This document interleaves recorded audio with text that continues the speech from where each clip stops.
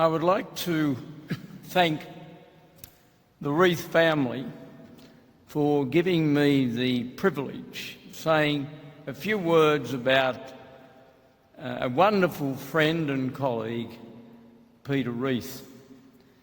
I last saw Peter about 5 or 6 weeks ago when he'd been taken into care not far from this church where we gathered today.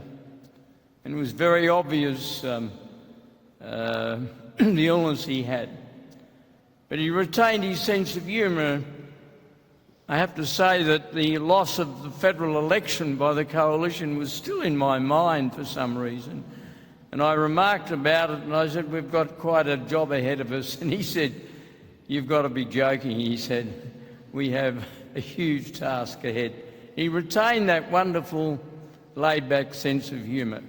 We didn't spend a lot of time together, and I'm sad, of course, that it was the last time I was to see him. Peter Reith, in trying to summarise his life, to me, I draw on the terminology of a game for which my passion is well known. Peter Reith was the great all-rounder of the coalition in the years that he was in Parliament. In opposition, he entered Parliament in 1984.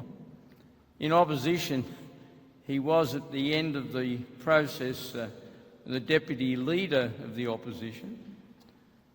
He had led a very successful campaign against the 4 changes to the Constitution in 1988. He'd also championed a lot of reform. He was one of the very early advocates in the second stage of the 25-year debate about introducing a GST. And, of course, he was, from the very early times, Peter Reith was very, very committed to industrial relations reform. I first met Peter Reith when I campaigned as acting leader of the Liberal Party in the Flinders by-election. Malcolm Fraser had done something to his back and he went into hospital for an operation. And Malcolm was a ferociously effective campaigner in by-elections and elections generally. So it was a fairly inauspicious start to be given the understudy and to complicate matters. I'd been diagnosed with a burst eardrum and having had compromised hearing most of my life, I was told not to fly. So I went to Melbourne from Sydney on the Riverina Express. That would have been a bit discouraging for Peter. But against all of the predictions, Peter won the by-election. I think he was confident he would win, but I tell you what, a lot of the hardheads weren't. We had 10% unemployment.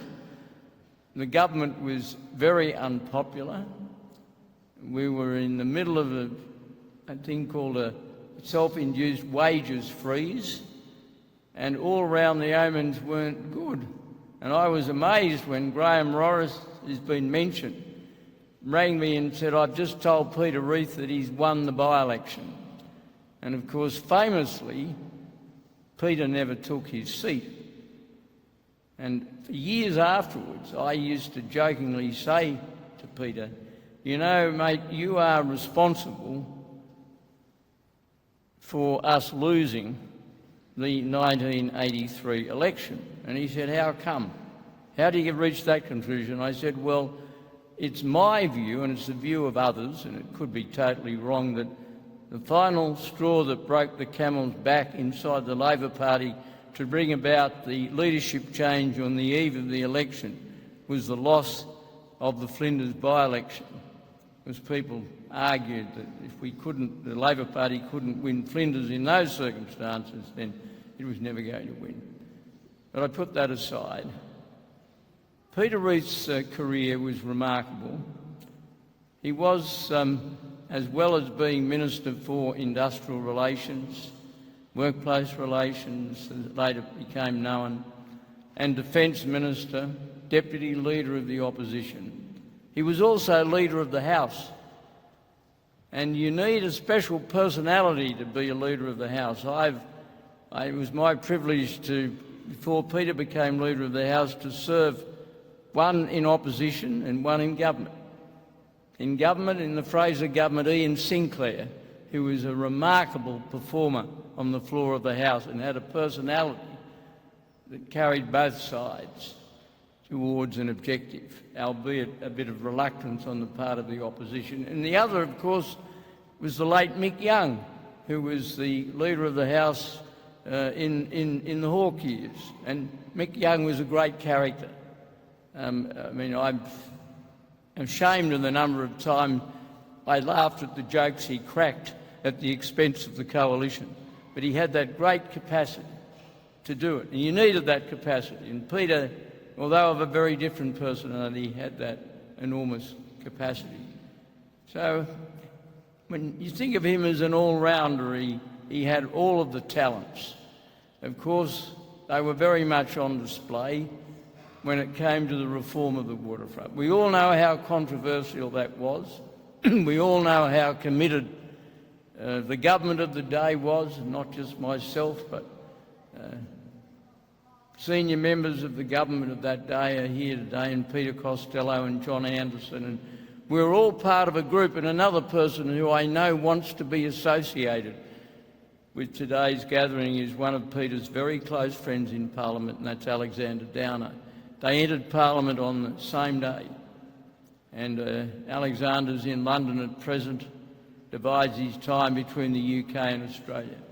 But he asked that his sentiments be associated with the tributes being paid today.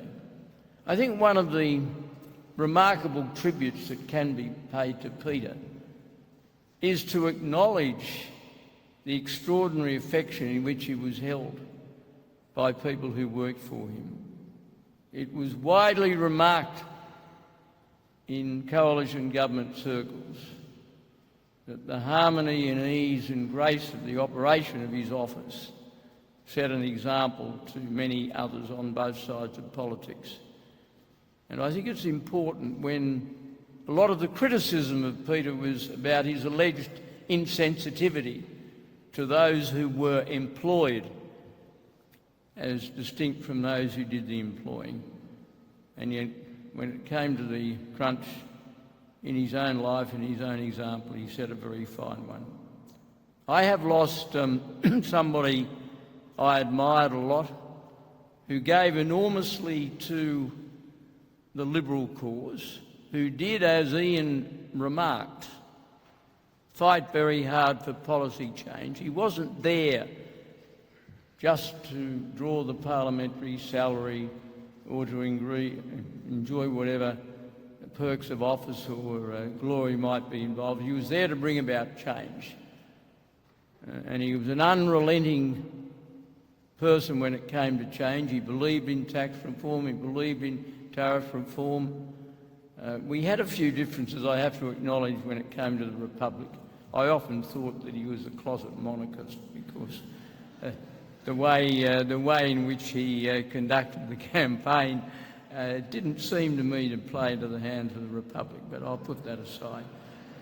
But he was, at heart, somebody who saw public life as a vocation. He wanted to contribute. He attached himself, for reasons I can readily understand, to the Liberal Party. But he was a person who made friends on both sides of politics. And can I say today that the good uns do. I made friends on the other side of politics, and when I mentioned the Flinders by-election, I haven't forgotten the incredible contribution that Bill Hayden made to the revival of the Labor Party and the depths of disappointment he must have suffered. And we all wish him well. But, my friends, Peter Reith was a great all-rounder. He could be calm and reassuring when that was needed. He could have an extraordinary policy drive all of the time, but he could be a relentless and effective and a formidable campaigner.